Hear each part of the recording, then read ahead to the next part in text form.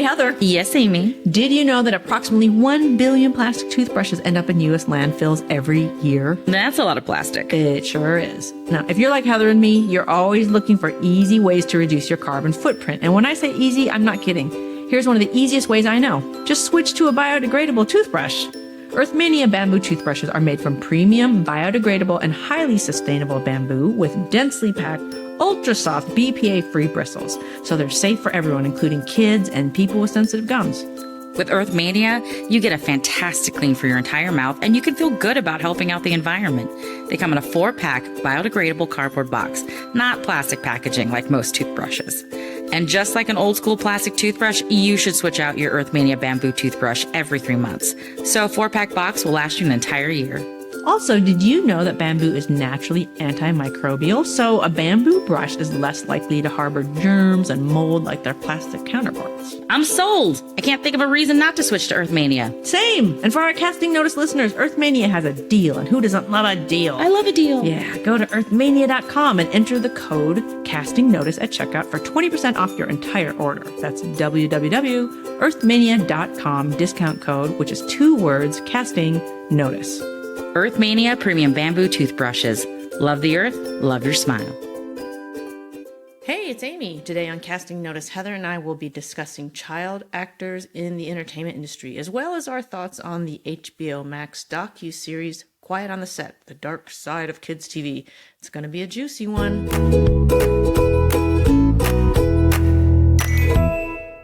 So you're a mom, Amy. Hey, yeah, I am, and so are you. But my kids aren't child actors. Your kids are normal, Damaged. but not normal. No. Aren't they all? Okay. Oh, yeah. Well, I mean, okay, if you're tuning into our fabulous Casting Notice podcast for the first time, like maybe you don't know that Heather and I are both moms in different ways, but moms nonetheless. And my child is a child actor, and she was on a hit TV show for 9 seasons. So to this day, because she's not even 17 yet, the majority of her life was spent in front of the public eye. That show is Modern Family. Da, da, da, da, big reveal. I think a lot of people knew that. But yeah, my daughter is Aubrey Anderson Emmons. She played Lily on Modern Family for 9 seasons, from the time she was 9 until 11, I think, or 12, 11, 12. I don't remember. 12, I think. 12. I can't, bad at math. Bad Asian. Yeah, today we're going to talk about child actors, performers, minors in the industry. We live in Los Angeles. Well, okay, I lied. I live in Los Angeles. Heather used to live in Los Angeles and she grew up here. I'm here a lot, though. Yeah. So Los Angeles can't get rid of me. And you grew up the child of someone who was in the industry. Yeah, I did. Yeah. So you're familiar with the industry, and we're both actors and comedians. So, but we have a lot of opinions and thoughts about child actors and minors in the entertainment industry, specifically here in Los Angeles and TV and film. People are talking about it right now. They are. And I don't think we're going to stop talking about it as social media and more awareness is being brought to what's happening in Hollywood. And, you know, I guess to start out, yes, I did grow up of a person in the industry. He was a writer for children's entertainment. The only stuff, my father. Yeah. My mom worked at UCLA. I remember at one point, you know, I used to do all these church plays and things. And, you know, I was this like stingy, dancey kid. And somebody said to my mom, you should put her into acting. And my mom put the kibosh on that and was like, absolutely not. This is not happening. And it didn't bother me at the time. It kind of blew over. And I went to Hollywood High, where we actually did have a few people who were actors and performers there. And, you know, they got bit parts. It was never anything big. So my entire exposure to child actors growing up was basically like, it's kind of a benign experience. Pretty benign. When I met you, you were like, oh, my daughter's an actor. And I was like, has she been in anything I've seen? Turns out, no, because I still haven't watched Modern Family to this day. But I know what the show was. It became fascinating. I was a little fascinated. Like, what does it mean to be a parent of a child actor? Like, what are the responsibilities that you feel maybe are greater as a parent to a child actor? Ooh, wow, that's a loaded question, Heather. I mean, here's the thing. Let me just start off by saying that just to reference this, and we can get into it a little more in a bit, but, you know, on HBO. It's not HBO anymore. It's Max. Max. On Max, formerly HBO, is the 4-part docuseries called Quiet on the Set that everybody's talking about. And it's basically about the abuses and horrible things that happened on some Nickelodeon sets that were run by Dan Schneider. Okay, we don't know Dan. We are not involved in that documentary, but we watched it as homework for this episode, and everybody's talking about it right now and has opinions. I will say this. I think that, especially like, like with QAnon kind of mentality and stuff, people love to really, and have for a long time, really vilify people who put their kids into the industry, kids who work in the industry, the parents in the industry, the people that work with kids in the industry. But we all want to consume that. We Yeah. all want to watch these movies, these TV shows, whatever, whether it's kids programming or adult programming. There are kids involved. There are minors involved. And there always have been. And, since the beginning of time, like with the whole Jackie Coogan situation and Shirley Sure. Temple, there have been like shady, bad situations and bad actors, right? That's like a little play on words. But I will say this. I feel that it is, I mean, I don't think anybody's done like any kind of scientific study on like, are there more horrible situations in children and entertainment as opposed to anywhere else? Because everyone says, oh, children actors, they always like struggle and they end up being addicts. And I'm like, the majority of addicts, we know a lot of kid actors. Sure. Because my kid was an actor and is an actor. We know a lot of kids who are in this town who are actors and who are now teenagers turning into young adults. I know more people whose kids are addicts who are not actors. All of us know people who are addicts. All of us know people who are fucked up in the head. All of us know people who struggle with mental health issues. And most of you don't know kid actors. Okay. Yeah. It exists everywhere. And the abuses that we see toward children is everywhere. And I'd say it's probably more rampant in the church. So it's in church, it's in scouts, it's in sports. Schools. Look at the controversies we've seen in college sports over the last several years that only now have been uncovered. It's been going on and on and on. Where there are adults working with children, there will be abuse, period. Yeah, that's the sad reality of it. That is the sad reality. And I hate that the entertainment industry gets this unfair rap because of the nature of the business. It is in the public eye. If we were watching the chess club or like Boy Scouts on TV every week, like what they do, it would be the same. It would be more exposed. And that is why it seems like unbalanced that it's happening more here. It's just because these people are public figures. So when they come out and talk about it, everybody hears about it.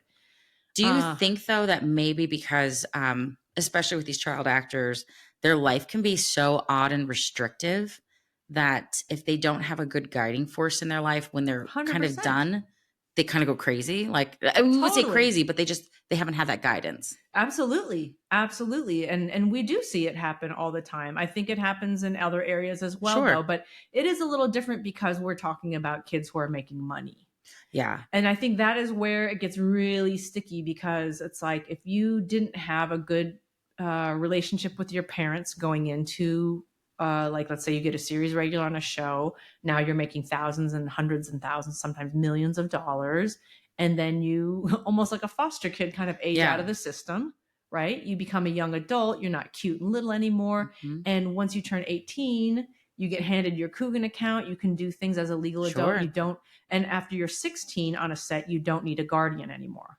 Up until the age of 16, you need to have a legal guardian with you on the set, whether it's a babysitter, a minder who comes with you who is an adult, or a parent or a relative. Somebody who is an adult has to accompany you to work. That is the California labor law. And so all of a sudden you're 16 and you're in an adult work environment by yourself. And if you don't have a parent or like a good, like solid adult in your life who's helping guide you into young adulthood, all of a sudden you're like a legal adult, you have millions of dollars, and maybe your job just ended. Yeah.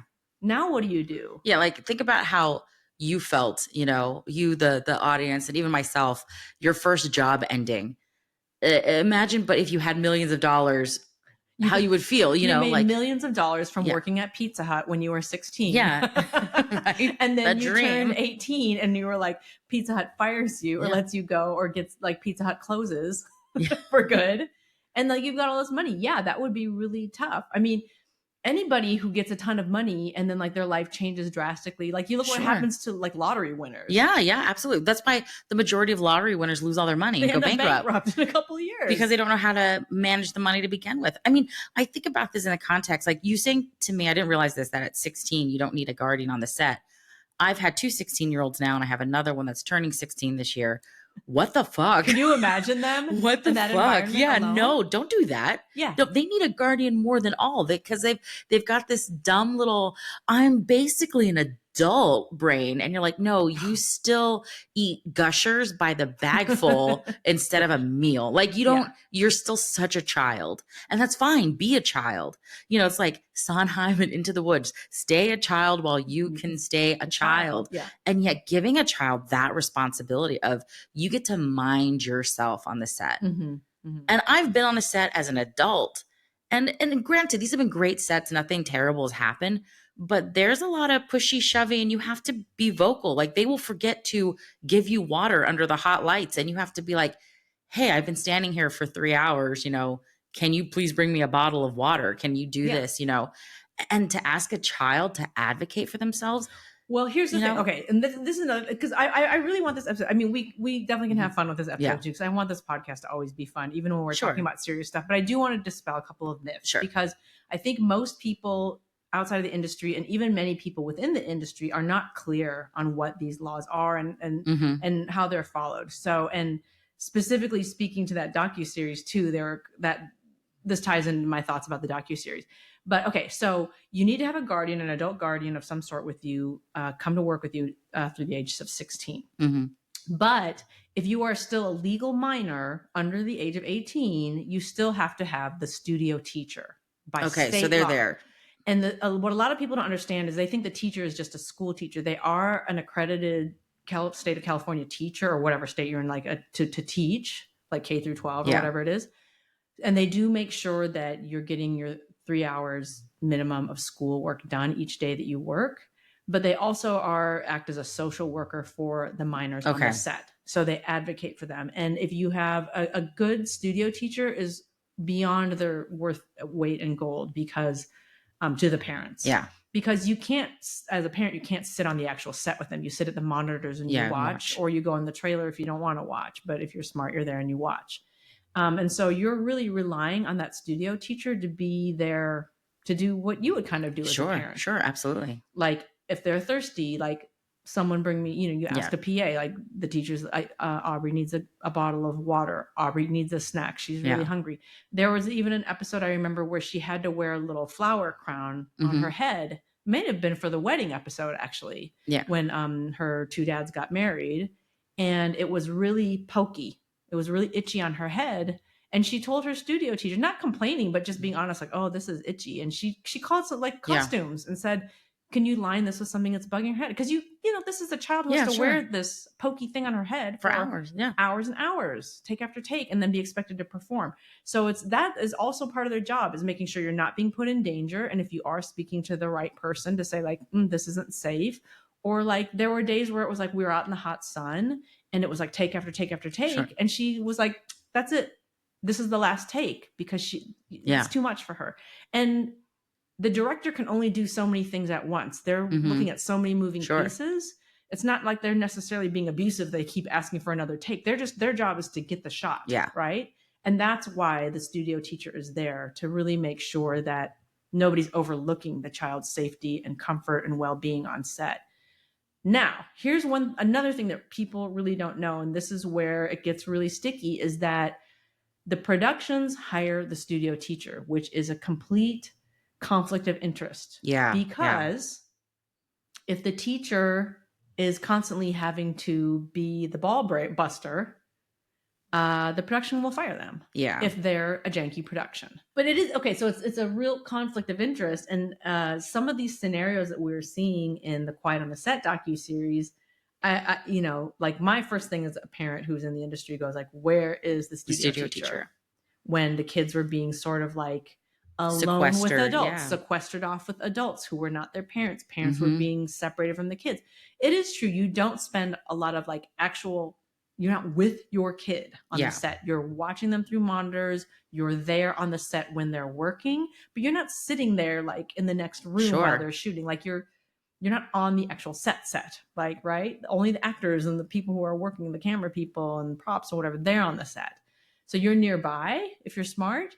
But yeah, the studio teacher is also being like punished for saying Sure. things a lot of the times. And I'm not saying that that's what happened on these shows, but it looks indicative of what may have been going on, because a good studio teacher would have been bringing these things like, hey, why are the kids being alone in a room with X, Y, and Z adults? Why are the kids not with their parents right now? Why are the kids not doing all their school? Because they did indicate in the early episodes that like they were being overworked, Yeah.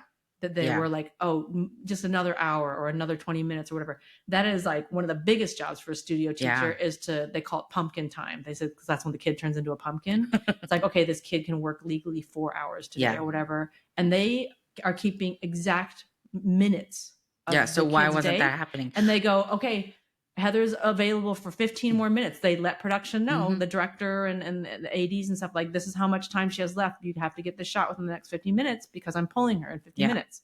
Now, I'm not going to name shows, and I obviously would never name people, but I have met a woman in this industry who was a studio teacher for many, many years, and she worked on a very popular show with young kids, and a very popular show. She consistently, and it was not a children's network show. I'll just say that. Yeah. And they consistently were working the minors on the show over time. And she turned her eye a couple times, just thinking like, okay, if it keeps happening, then I'm going to speak to production. And it happened over and over and over. She spoke to production and they fired her. And of course, they said it was for other reasons. Sure. But what kind of recourse does she Yeah. have? None. Yeah. It's her word against theirs, and they're going to say that she did something, that she wasn't doing her job right, or that, whatever. And that is like one of the biggest flaws in this industry right now that I see. I do think, though, even with parents listening to this episode who have a very talented, or maybe in some cases, I'm going to be honest, parents, not so talented child who want to go into this industry, what do you think your like top 3 red flags are? For who? A production or like an audition. That the parents should watch for? Well, I mean, I would say first and foremost before that is like, don't get into the industry. Because I get asked a lot. Yeah, People are like, oh, my kid is so funny, or my kid is really goofy and loves performing. They're always like, oh, I'm going to, like, they're a show off, or they have this amazing personality. Like, I was thinking like, maybe since we live in LA, I should get my kid into acting or modeling or whatever. How do I do it? And the first thing I always say to people is probably don't. Yeah. This industry is not for most. Yeah. Okay. Yeah.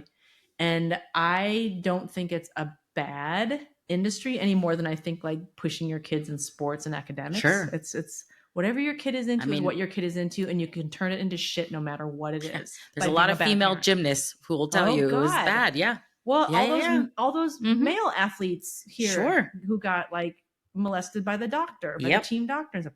It happens to guys too. Well, as we saw in that docuseries, it happened to a boy. So not to like be total spoiler, but yeah. So my first thing is, more than like what red flags are you looking for on sets and with people, is what are your own red flags? Like, what are your motives? Why? Is it child driven? Is this your child wants to do it? Because a lot of people think like, my kid has this goofy personality. They're always like, they're like a class clown. They're funny. They love, like, they'll get up on a table and perform. They just love performing. They did their school show, blah, blah, blah. That is not what a great child actor necessarily makes. Sure.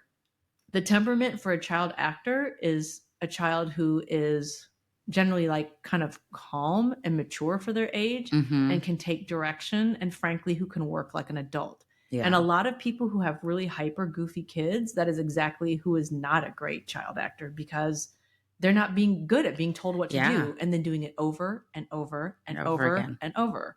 They want to run around and like be a show off. That is not what directors are looking for. If you can't take direction, you will be fired, and they will fire you like an adult. That reminds me a lot of the Jeanette McCurdy book, I'm Glad My Mother Died, where she talks about why she was so successful is because she was such a people pleaser. Yes. All she wanted to do was please everyone so that her mom would be happy. Yeah.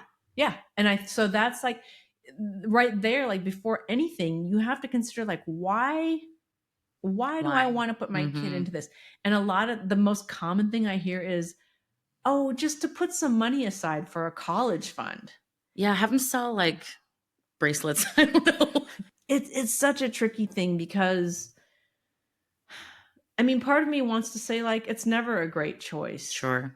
But I mean, what is? Honestly, I think school is damaging to a lot of kids, but they've got Sure. to do that too. I mean, I'm at the point where I'm like, fuck school, man. What's the point? And college? What is Mm-hmm. college doing? Like trying to get into college doing to our kids. We do so much stuff with our kids and to our kids, and things happen to our kids and that they have to experience that are just rites of passage that are Yeah. very damaging. So And can you imagine doing that in the public eye? yes. So That's awful. I think like the important thing is to really like look at the big Mm-hmm. picture of like what kind of life do you imagine for your child? What kind of life does your child want? What is their Mm-hmm. personality like? What is your personality like?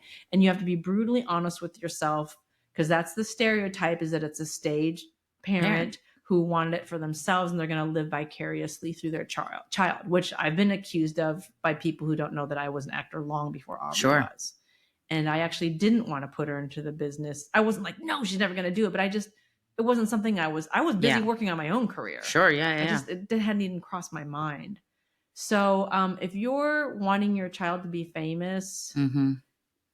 no, No. not Yeah. for you, because that's those are usually the horror stories we see. And anything where we see kids who self-destruct later, whether it's Mm-hmm. sports, whether it's academics, whether it's the arts, Yeah. whether it's anything that our kids do, and we see it in all things, it's usually because the parents were pushing and did not have a good, and the parent and the child didn't have a good relationship. It all comes down to you as a parent and your relationship with With your your child. child Yeah. I think you and have to anything.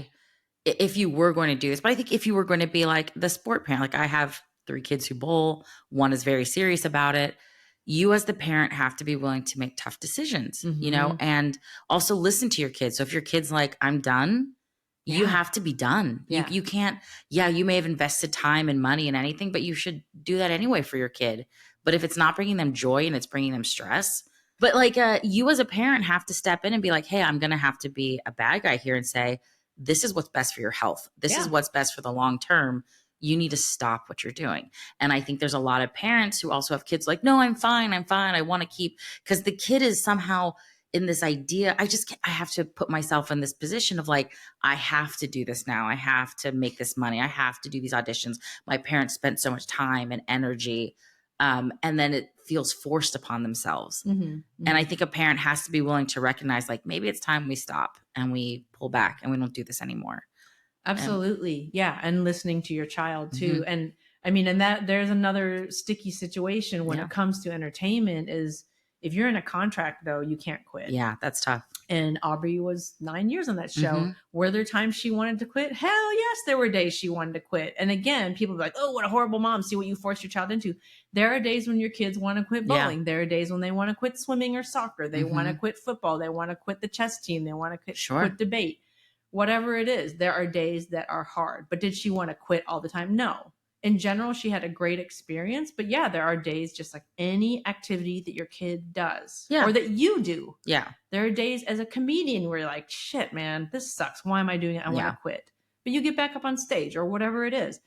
How much is driven by your kid Yeah. when we're coming into like, oh, mom, I want to, like, are you seeing this in your kid and going, oh, I think they should try to do this? Yeah. Or is it Or the did your kid? kid come to you and say, I want to try to be on TV or can I be in a play or can I audition for this thing or whatever? Then you can talk. But Yeah.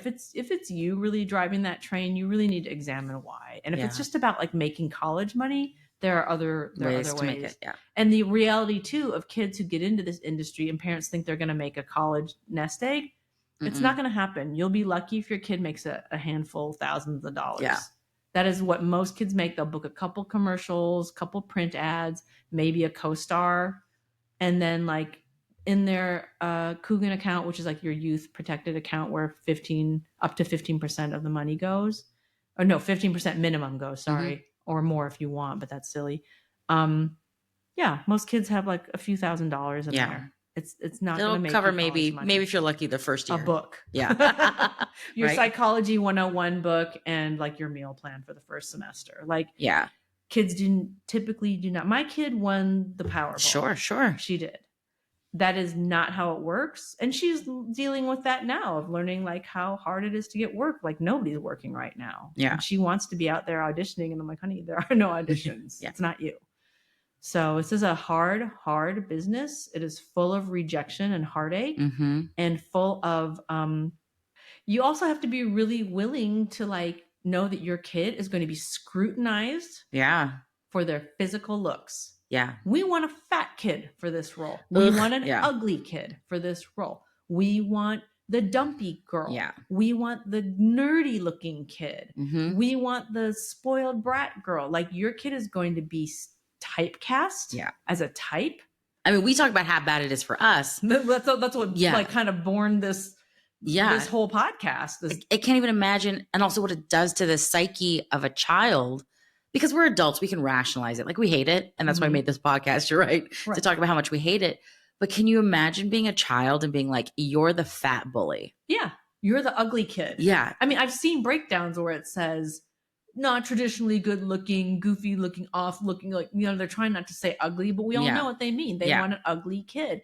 And we've all watched shows where there's like that character when you're like, I wonder what that breakdown looked like. Yeah. Yeah. What did they say? Like, oh yeah, we want like a like ugly looking person who looks scary looking. They're so ugly. Or I mean, because there are some really funky roles that have to be filled. Sure. And like once again, people like who are sitting out there calling me a hypocrite because I put my kid through it. My kid didn't go through that phase. Yeah. She went right onto a series regular of a really cool character. She didn't audition for like snotty girl, bratty girl, prissy girl, pretty girl. She didn't have to go through that. She was 4 years old. She did 2 auditions and she got a series regular job. That will not happen to your child. That's not even the 1%, I don't think. Barely. No. Like it's like a 0.0000 something like, and I would not have put her through that unless she really wanted to and didn't seem like it was totally fucking her up. Yeah. So I'm not a hypocrite in that sense. Like I did not put her through that, but that is the reality of what most kids, what you will experience if you want to put your kid into this business. They will have to go on auditions where they're going to be typecast by their physical looks, by their size, by the skin tone, by the way their hair looks, by if they're chubby, they're husky, they're skinny as a rail. They will be put into categories. And I see now with Aubrey, I mean, she's a great kid, but the legacy of being on that show where people do have this expectation that, well, she must be just like that character. Yeah. Like all the time. Yeah. I get these algorithms out where like Lily's sassiest 20 moments. Like, oh, she must be such a sassy girl. And then you see so weirdly people who are disappointed that she isn't that character in real life. Yeah. And it's like, yeah, she's a regular 16-year-old girl doing her life, her things. She doesn't need to live up to your TV show expectation. But people, and this is such a weird thing, the audience, there are some people in the audience who cannot separate the character. People cannot. It's bizarre. Amazing. Like, and that's what I'm saying. Like, you know, we're talking about like middle America that, I mean, you know, we go to Starbucks and we see like Clint Eastwood or something. Like we live here. So like we see it all the time. We see celebrities all the time. So we have a different sense of reality here, I think, in Los Angeles. But most people like don't. And like when we travel quite a bit. And yeah, if we're in the Midwest or whatever, people, that's always the first thing they say is they go, Lily, are you Lily? Are you Lily? And, you know, she usually just goes, oh yeah, I was on Modern Family. She's very gracious with her fans. Very. And I think she's been very appreciative of her experiences. Yeah. Well, and plus since she was known as a child star, people are friendly too. Yes. And, you know, because she had it's not like she played a scary person. That's true. Something. Well, a little scary. I can't remember his name right now, but the kid who played Draco Malfoy, people like turned against him and like, people can't separate. And people had to come out and be like, you know, that's the character. That's not him. He's a nice guy. What do you don't dump on this poor kid. Right. But like, how weird is that you become so passionate? Like there's this You belief have that to you be can't like act. you have to be like Danny Trejo and open a Yeah. line of taco and donut stores so that people will not be Oh afraid my of you or God. something. Aubrey would I have mean, boba shops, Aubrey Bobas. oh my gosh, that actually would be great if Yeah. she I know. she's looking for business opportunities right Yeah. now. But yeah, so there's so much. I mean, we could Yeah. do like a whole podcast just on this topic alone. Yeah. But I do think that it gets an unfair rap, Yeah. and that people really think that like all parents whose kids are in this business are horrible parents. All kids who are in this business end up being shit. And I would say like, like we know the kids who end up in turmoil and with Hmm. trauma afterward, but look at the kids who are doing great. We don't focus on Yeah. those Yeah. kids like the Neil Patrick Harrises of the world. Jodie There Foster even, there are more kids who grew up in the industry who turned out just fine. Yeah. And many of them we don't know because they're just normal people now. Yeah. I mean, The They're like Sandlot. have jobs and Didn't some of them become like families. vets and lawyers, like from The Sandlot, that Many. big movie? Yeah. Like they just, Like the kid who was on Willy the yeah. original Free Willy Willy? Wonka. Oh, Willy No, the Wonka. Yeah. Willy Wonka Yeah. movie. Yeah. Like Yeah. Yeah. he's a veterinarian Yeah. and lives in like New England and He's he's just, just a normal human being. and that's okay. Like, I Putting his think, arm up cows' butts and stuff. Like that's what he does for a living. Most people, like the girl from yeah. the Wonder Years, like she's like a math genius Yeah. and she's written math So is Mayim Balik. textbooks. Yeah. Yeah. So like there are more people who grew up as kids in this business who are just fine. And not Yeah. only fine, but who are thriving. Yeah. So and Aubrey is thriving. I think She so, is yeah. living her best First of all, life right she's now. super cool, and I'm a little jealous because I'm like, man, she's in a so band. Cool. She's so cool. Yeah. I'm jealous, like in like the best mom possible way, Yeah. because I'm like, I have never been cool. Yeah. I will never be cool. Like she's so fucking cool. Yeah. And she's a kind person. She is. And she's she's well in school. a little dorky, which is kind of sweet. Yeah, she's like a great balance Yeah. of all of those things. I mean, not to be all like bragging about my kid, but I'm so proud of her for coming through a really extraordinary childhood to just be like a normal kid. Continue to be like an extraordinary person, but also a normal person at the same time. You know, it's funny because I refused to let my kids watch Modern Family until they had met Aubrey. And I said, It's weird, yeah. Well, I was like, I don't want you, because they were young still too, like I think my youngest was like 12. I said, I don't want them to build up this conception in their head of this kid actor who the actual kid is. And I think it's so funny because they started watching Modern Family. They kind of stopped at season 3. Not that it's not a great show, but they're addicted to other things right now. Yeah. But they, they're like, they said something like, I can't believe that's her. That doesn't seem like her. And I'm like, yeah, she's acting, and that's her as a little child. But they're very much in this, like, realizing the people they see on screen are not the people that are in real life. It's definitely different. Yeah. And it's, and it's so weird to me that people can't understand that, like, it's not the same. Yeah. And that's most people. And that's another thing too, is that, again, like the majority of kids who try out this business are just going to book a couple things here and there if they're lucky. If you're like part of the very like few who make it into like a position that puts you into fame, right? Now you're looking at a whole other ball of wax of challenges. And again, it really boils down to, does your child have sane adults in their life who are supporting them in a normal, healthy, whether it's, usually it's a parent, like, or family or parent, like a, kind of way to guide them through the weirdness of being recognized in public. And, I mean, to this day, so many people hate Aubrey's character. Like a lot of people are like, oh my God, like you're team Lily or you're not, right? Because a lot of people are like, oh my God, Lily's my favorite character. Her one-liners are this, like her dry sarcasm, blah, blah, blah. She was coached to be that way. And then a lot of people think, oh, she's the worst actor. I hate her. I can't stand that girl. She's the worst. Like your kid will get ripped, no matter how great they are, ripped to shreds online. And how you're going to parent through that. And you have to protect her from that. Yeah. Well, no, you can't. You can't protect But you have to like protect her, like prep her. You know what I mean? Like say like, hey, there's just people to be a normal parent and like kind of like it's helping your child live in Yeah. reality and help. Not, you can't protect them, but you can teach them like, hey, these people don't matter. Mm-hmm. What they have to say is their opinion, and everyone's welcome to an opinion. And I remember saying to Aubrey, like the first time she kind of knew about these comments, I said, don't you have like actors or even friends at school who you like and don't like, right? And she's Mm-hmm. like, yeah. I said, everybody's entitled to their opinion. There's actors I think are horrible, but other people love, and that's my opinion, and I'm Yeah. welcome to it. Is it nice to say a mean thing in public No. online, like, Yeah. oh, this girl sucks or she's horrible? That's not nice, and that has nothing to do with you. Mm-hmm.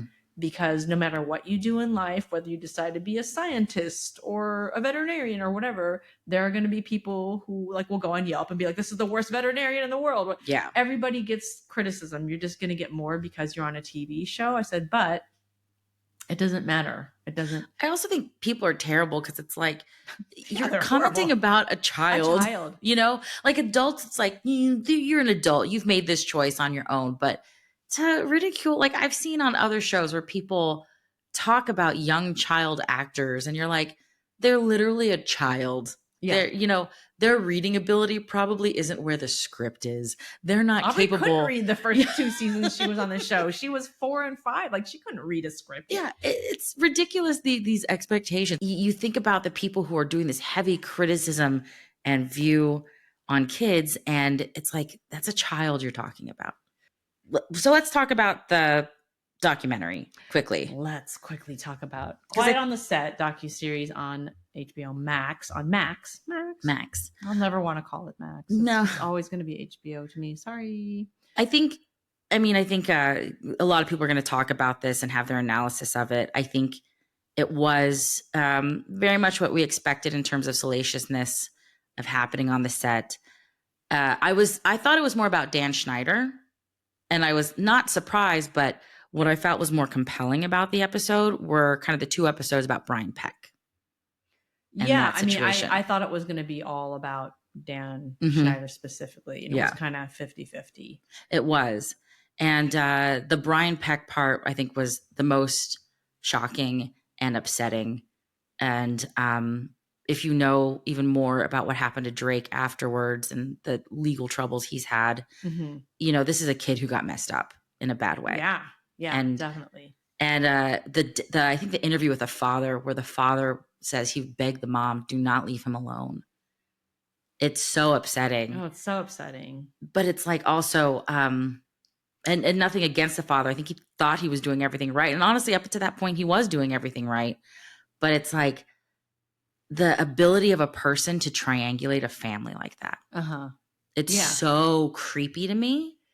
It's crazy. And it's manipulativeness. But it does happen all the time. It happens, again, at church, at scouts, in sports. It happens all the time. And those groomers are skilled. Yeah. They know exactly what they're doing. They know who to go after. You know, I'm sure he saw like, oh, here's a kid whose parents are split and don't get along. And he's here alone with me a lot. It's easy to be alone with him. And I can just like do it gradually. I mean, the only little issue I kind of had with his story is that like we don't hear from the mom's side at all. They definitely played it as like, so now like he and the dad are like reunited and they rekindled their relationship. And which is great. It sounds like he and the dad are like, you know, back together again and everything. But I am kind of curious about the mom situation because then if you watch, you know, like Dan Schneider dropped an interview with what's his name? Boogie? I think that's like the actual stage name he goes by. He played a character on one of Dan Schneider's shows, but an adult who reached out to Dan and said, hey, I want to give you a platform to say your side of the story and to say what you want to say in response to the docuseries. So I watched that yesterday and I sent it to Heather. I'm like, I'll watch this. And at one point he does say that like when Drake was going through his court, you know, his legal stuff regarding Peck, that his mom, Drake's mom, reached out to him to help her write her statement to the court. Yeah. And that's the point in the interview where Dan Schneider actually got teary. And I think, you know, that did feel pretty authentic. It did. Because I think he does care about that family. And Drake even said the only person really he felt supporting him was Dan was Schneider. Dan. Yeah. But I think it's interesting that like, and Dan says in that interview that he still has a relationship with the mom and thinks she's a wonderful person and blah blah blah. Mm-hmm. And I think it's very interested in a little bit like concerning Sure. one-sided that they didn't give her a voice at all. Maybe she didn't want to participate. I don't know. Absolutely. But Yeah. in the docuseries, she's not represented at all No. and a little bit vilified Mm-hmm. as like, oh Being yeah, lazy. I don't want to do this. I don't yeah, want and to. Yeah. like yeah, the dad, you know, like Drake had been sort of groomed to like ditch the dad, and then the mom was just like, yeah, now you can do whatever you want, Yeah. like just go be with Peck and he can drive you around Sure. and you can And I sleep think at his house. there's There's got to more be more. complexities. Yeah, definitely. I For think sure. actually out of everything, because as I said, I think a lot of people are going to do analysis on that documentary series. Dan Schneider brought up, so first of all, I think Dan Schneider, based on the few people that I know who've worked with him directly and other responses that I've seen out there, I think he's probably an asshole and a major one, like it. Yeah. and had a really toxic work environment. And I appreciate that he acknowledged it, but I don't know how sincere he is about it. But there were things that, as we've discussed, the toxic, mostly male writer's room is real. It's very real. And I'm not, trying to excuse it, but I think for certain he had the boys club that he thought it was hilarious. And he was a young man, youngish. I think he was like 20s, early Young 30s. when he was, yeah. This is a lot of power for a guy who I think somebody said in the documentary about how he was probably the ugly guy who didn't get the pretty girl. Yeah. So this was his power trip from like being kind of rejected when he was younger. It's classic. So it's not that I forgive that, but it's like, well, this feels expected. Yeah, none of it is shocking to me at all. Sadly. Yeah. I mean, like the extremes maybe are a little shocking. And I was a little bit like, they were showing all those clips of like the sexual innuendo that made it into the show. And he does say, like, Schneider did say in response to that, like, everything that was written was eyeballed by several executives, standards and practices. And it is true. And having been I've never obviously was in the writer's room at Modern Family, but I was at almost every table read of episodes that Aubrey was in. And that's when the week before they shoot a show, all of the talent, all of the producers and writers, everybody, and often like people from the network, they come into a room. The cast sits down and they read through through the script for the next week. Yeah. And then the writers go back to the writer's room and make adjustments. And the network will always have adjustments based on what they think, like, this is not going to fly on our network. Yeah. And so Dan is claiming, like, look, all that, like, the cum shots that they were like, the kids were saying, like, when the girls were getting squirted in the face with liquids and pouring water on themselves in a sexual way, wearing skimpy outfits, squeezing a potato and trying to make juice come out of it, stuff like that. Like, those were all approved by network people. And you know what? I mean, I have to say, yeah, they probably, they had to have been. There is no way that Dan Schneider was the final line on those decisions. Absolutely. And I'm not excusing his behavior at all, but first and foremost, I blame Nickelodeon for all of this. Yeah. Because, I mean, there were things like, okay, the famous episode of Modern Family where she's only 4 or 5 years old and she drops the F-bomb many times. Oh my gosh, you can't even imagine like how many phone calls I had to feel just as the mom. Like, okay, Aubrey's going to say this. We're going to have her, just FYI, she said the word fudge. And then they would never have like a 5-year-old saying fuck. And then they pixelated her mouth and they bleeped it. And they originally just wanted to bleep it, but the network was like, no, we're going to also pixelate her mouth.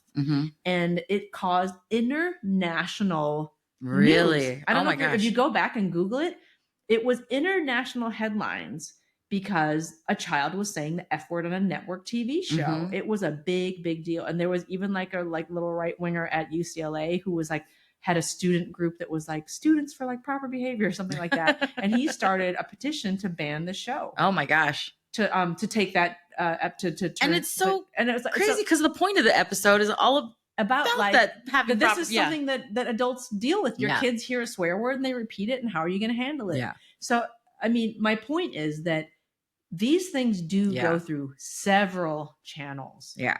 There's no showrunner who's like, this is what I say and this is what's going to end up on TV. No. Yeah. It is checked and checked and checked. So I will say that is true. When he says that, like, multiple people signed off, and it's not just him. I'll say I found that to be the one really dishonest part of the documentary, because I noticed it was the same handful of clips being Yeah. repeated over and over again. I said, Acted so like it was every show. yeah, I'm like, you're talking It's like about 5 multiple things. shows and you're pulling out these. I'm like, what is the original context? And yeah, when Jamie Lynn gets the goo on her face and Mhm. some of the boys on the set are laughing and calling it a cum shot. Yeah, that's what boys do. Like, as soon as boys learn about sex and all of those other Yeah. things, this is their gross, stupid humor that they're going to do no matter Everything what. is a sex or Yeah. poop joke. Everything. And I really felt that where there was a lot of great content in this documentary, this was a very dishonest part in trying to say that he was sneaking in sexual innuendos Yeah. for everything. I think it was I don't, blown out of proportion. yeah, and I feel like there was enough content to talk about his behavior. Yeah. That you didn't need to have this part of it. I 100% agree because they basically used the same 5 clips over and over and over, and there were hundreds and hundreds of episodes. Yeah, like I want to hear more about like that prevalent. horrible Fear Factor show for kids. I'm like, oh my you God, literally traumatized. That's when I was like, whoa, because it's hard to shock me. Like when we're talking about this business, but that I was like, oh, because I didn't watch those shows. I didn't Aubrey either, didn't watch those. Aubrey was never into Disney and Nick shows when she was that age, so we are not familiar with a lot of these shows. And that made me go like, whoa, who green like that? Yeah.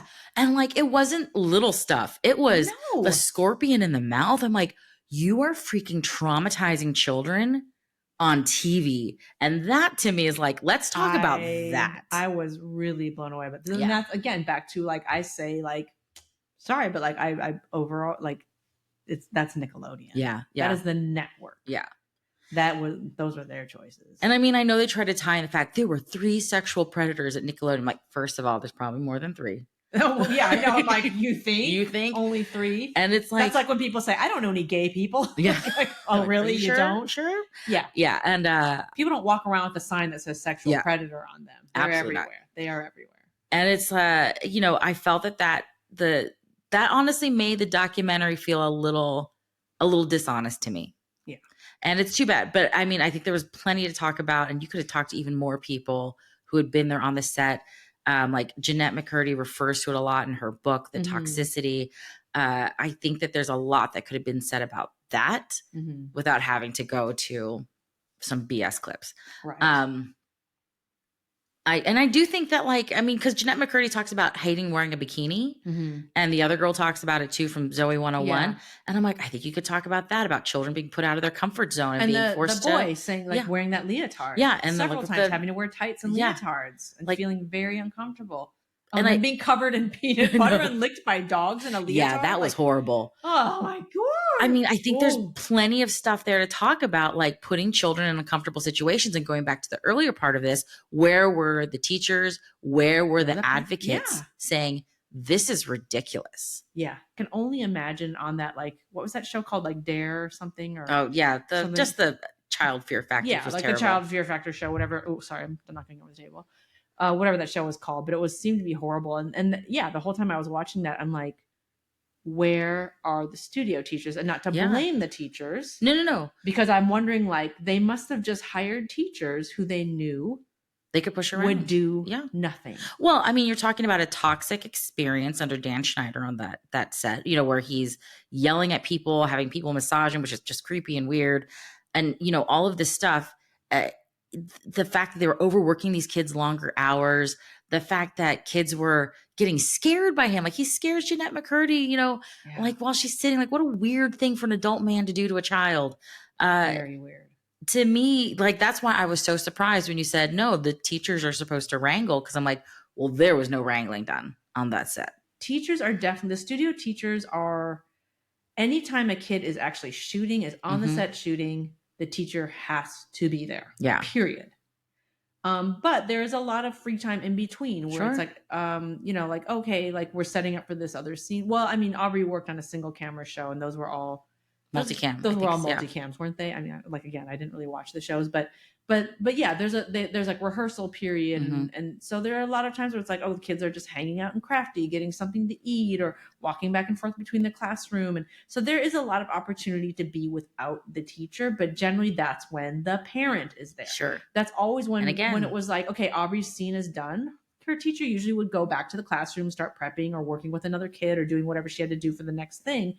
and she would hand her off to me. Like, I'm going back to the classroom. Aubrey has to go get her lunch now, and blah, blah, blah, blah, blah. Mhm. Because the teachers don't sit with you during lunch. They Sure, don't, yeah, yeah. whatever, right? Or costume changes, stuff like that. Or she needs to do costume change for next week's episode, or costume Mhm. check. That's when I was with her every minute. Yeah. Every minute I was with her. And if I had to work myself, I hired a friend who I knew Aubrey, who knew me, who was 100% a trusted person. Yeah. And it just seems like, yeah, on those sets, those moments in between, it was kind of a free for all, is what it looks like for a lot of those kids. Not all of them. I'm sure there were Sure. diligent parents who were there. And we don't hear from them, but And we don't hear from them. But I think there were, and not to blame the parents again. No, I think no. there are a lot of parents who just didn't know, and this was their kid's first job, a lot of them, and they said, I guess this is just what happens. Yeah. And I like, woe to the parents who get into this who don't know the industry. Yeah. And I mean, I actually like offer consulting for parents who who are looking into it, because I will give you the reality, not to say like turn you off from it and go like, no, don't do it. I mean, But don't do it. Jokingly, that is kind of like my first approach, but parents really do need to have a realistic sense, not just of the dangers, but of like this, just the taxing on your own personal time. Like if you have a career, bye. Or if your kid is actually working, it's actually even harder if your kid isn't working, because then you're on the audition track. And any working actor knows, like, it's drop everything and go. Yeah. Tomorrow you have to do it. It's like, doesn't matter if you have a meeting or whatever, you need to be able to take your child, and child auditions usually take place during rush hour because it's after school. So they do child auditions after school hours. You're driving during rush hour. You're tired. Your kid is tired. They just did school all day or whatever. And now you're like driving to an audition. They got to do it, and teaching your kids their lines, being able to show up if they book a job, taking them to the wardrobe fitting, all of those things that falls on you as a parent or someone that you're going to hire to do it. And it's a lot. And people don't realize like what's involved. Yeah. I think that's one of the big problems of it is, which is why I think you should watch a movie. It's my eye bleach movie for this. Like after I watched this, I was like, I need to eye bleach everything I saw. It's a documentary that came out years ago. So good. Called The Hollywood Complex. I love it. I watch it every Christmas Eve. It's what I watch when I wrap presents. I watch this movie. So I have to watch it with Aubrey. She's never seen it, and I can't wait for her to watch it now that she's older. I think that, I really love the documentarians in this, because I think they really took a big step back and just let the crazy happen. Yep. And while the Oakwood apartments have changed their names since then, like the ABBA or something like that. I'm pretty sure this stuff is still happening. I think they do still stay there, yeah. And I recommend watching this movie because, one, none of the children featured in this ever become big, famous. Great success, famous. This is kind of the peak of their career. And watching the parents fall for scams. One in particular. Just so for those of you who don't know, it's called the Hollywood Complex. I'm sure it's streaming, or you can rent it on Amazon. On streaming. I know for certain because I bought it. You're like, I own it and I watch it. But it is a fantastic feature documentary about. It's a little different now because the seasons are not what they used to be. But it used to be that, like at the beginning of the winter, there's this thing called pilot season in the TV world here in Hollywood, and that is when the shows start to like cast the new pilots that are going to be shot, and hopefully turned into TV shows. So there's like a fleet of kids from like different states who just show up in Los Angeles hoping to book a pilot. That don't necessarily live here. So this documentary is about these kids who show up from other states, and there's this famous group of apartment buildings in Burbank that's near where a lot of the studios are. That's where Warner Brothers and Disney is, and Universal. That's right. Yeah. And they rent these fully furnished apartments. They're short-term furnished apartments. And then they just go to auditions, and they go to seminars and things about how to get booked and whatever. And it is a really good documentary because, like Heather was saying, like, I think they really did just let the cameras roll. And it seems very honest, very unbiased. It's not sensationalized at all. It's like these are some real kids who showed up, and this is what they were doing day to day in this dream of trying to make it. Yeah. And you see how hard it is for the families, how hard it is for the kids, and how really there are people around every corner looking to scam you out of money for your kid's dream. Yeah. And then my favorite, I have to just talk about one of my favorite moments in it is they go to this acting class and they ask the kids to talk about something emotional to make them emotional. Oh, yeah. And this boy gives, and honestly, the most talented out of the bunch, this beautiful, heartbreaking story of his dead sister. Oh god, I forgot about And that. then they're like, okay, great.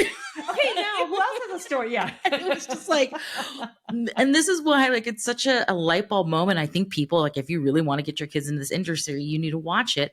People are going to push your kids to get to this vulnerable moment because they think that that's what they're supposed to do. But then they're not going to know how to handle it when your kid actually gets to a vulnerable moment. They're going to like make them feel just so minor and unimportant by like blowing over their feelings. Yeah. Well, and that's something too that I kind of really appreciated on the Quiet on the Set docuseries is that some of the former actors who are adults now said that on production sets where there are minors involved, there should be a psychologist, there should be a Absolutely. therapist there, and I think so too. That should Hmm. come hand in hand with the teacher. And nowadays, it's not going to happen because No, everybody's cutting corners. They don't want to pay for sure. anything they don't have to. But in the future, maybe that's and like if I ran a production company, I would invest that money absolutely Absolutely. to make sure that the kids have someone they can check in, like a school Well, counselor. even if you're going to do a session where you let somebody go from like, because that must be traumatic for a child to suddenly be told you're no longer going to be on the cast anymore. And to just let them go and let people deal with it, you're now asking them to completely juggernaut their life into a different direction. Yeah, bye. You should have a nice meeting. You should have a professional in there to talk to them, to help them. Yeah. It's making me think of something. Or even just when, like, at Yeah. the end of like 11 seasons, your Yeah. show comes to an end, Yeah. and all of a sudden you're like a tween or Yeah. whatever you grew up on. This is the life you've known. I know that was hard for Aubrey, and especially their show went right into Yeah. lockdown. It was like, okay, I now can't even here's everything that imagine. you just knew for 9 and for the other bigger kids 11 years, and now stay in your Yeah. house and don't talk to anybody Yeah. for 3 years. It was hard for Yeah. everyone, but can you imagine that too? But you know why I'm laughing is because, and are you super familiar with the 25th annual Putnam County Spelling Bee? Only slightly, Oh but my god, yeah. because it makes me think there's a whole character in there called the comfort Oh. counselor, and they comfort the kids as they get ding, And they you know spell their what? word wrong, and then he has a whole song where he's singing to this one kid who just like bombed out on his word, and it's so funny. But yeah, but I mean, You need TV it. shows Yeah. need a comfort Yeah. counselor, you know? I mean, oh my gosh. And oh god, there was something else I was going to say about that too. On sets, there's people. Let's see, we got this. I don't know. I can't think of it right now, and I'm sure it'll come to me at the most like inopportune moment. But yeah. I mean, there's so much to unpack here. There's Yeah. this. It is a tricky industry. Mm-hmm. Well, oh, I mean, this isn't what I was going to say too, but like just but my main point that I want to make is that at the end of the day, it is the parent or like whoever the adult, sometimes it's a grandparent or whatever. It is the parent or adult who is the prevalent person in that child's life, child performer's life. Mm-hmm. It is that relationship. And it has Absolutely. to start with that relationship being healthy. Yes. And if you don't have a healthy relationship with your child, well, in this thing, because it's like everybody thinks they have a Sure. healthy, the most dysfunctional Yeah. parents think they have the best relationship. Like, my Absolutely. kid and I are great. We're best friends. We get along. We have so much. It really has to be like you, as the parent, Mm-hmm. have to be mentally stable Absolutely. and be there for your child. And I know you're not going to be objective about that and know if you're not, but if you have that in place, then you can be fine in this Sure. business because you will have your wits enough about you to advocate for your child when necessary and put them first and foremost as a child and as a human being above Mm-hmm. the fame, Yeah. above the money, above what the production wants, and to not be afraid to speak up and say like, hey, and the thing too, and to utilize the studio Yeah. teacher, because that is the studio teacher's job, is to also advocate. So I did several times where I would, like, I'm not going to walk up to the director and be like, No, hey, my no. child doesn't want to do this. My kid hates peanut butter or whatever. Yeah. But you can pull the studio teacher aside and say, I'm not feeling good about this. I can tell. Sure. There were times where Aubrey was on set where I could tell she was just tired. Yeah. Everybody gets tired. Adults get tired. But you know Sure. what? When kids get tired, they Oh, don't know yeah. how to verbalize it. Mm-hmm. Adults can be like, oh, I need to lay down during lunch and take a nap in my trailer, and they'll do it and they'll feel better, or I need to have a Red Bull or whatever, Mm-hmm. a kid will just break down Yeah. because they're children. They're not Yeah. adults. They're not robots, but that is how your kid will be treated on set. They want them to show up like a robot and do their job. And I could see there were moments where Aubrey was just tired and I could tell she was about to cry when it was like she was messing up her Mm-hmm. line over and over. And they were like, okay, Aubrey, we really need you to get it this time. Like, do it Oh, again. God, yeah. And I could see that she was about to cry. And I would Jeez. text the studio teacher. I'm like, Aubrey's about to cry. I can tell she's about to lose it. And then the studio teacher could be like, Aubrey needs a minute. Mm-hmm. Like she's really hungry. She's tired. I'm going to go get her, like take her to Crafty, just have a snack and take a minute. Like that is why they're there. Mm-hmm. And to not be afraid and to be confident enough Sure. to do what is best for your kid at all times. And yeah, you can't break a contract really, but you can function within that contract in a healthy way, as healthy as possible. And if there are abuses, to call the fucking call SAG, man. Seriously. Don't be afraid. Like, what's the worst thing that's going to happen? Your kid gets fired from an abusive job? Well, good. Yeah. That goes back to, are you a good parent? Because that's what you should want, is that they're not in a bad situation. Yeah. Pick up the phone. SAG has a hotline for that. Yeah. That is why your union is there, to help protect you as well. That's why you're paying dues. Seriously. There are times where myself as an actor, I regret that I didn't make a phone call, but you're so afraid of losing your job. But when this is your child, fuck that, man. Yeah. Pick up the phone, say like, there are abuses on this set. Don't be afraid. Yeah. So I think what we learned today is don't get your children into acting. So exactly. Back to where I started. Don't do it.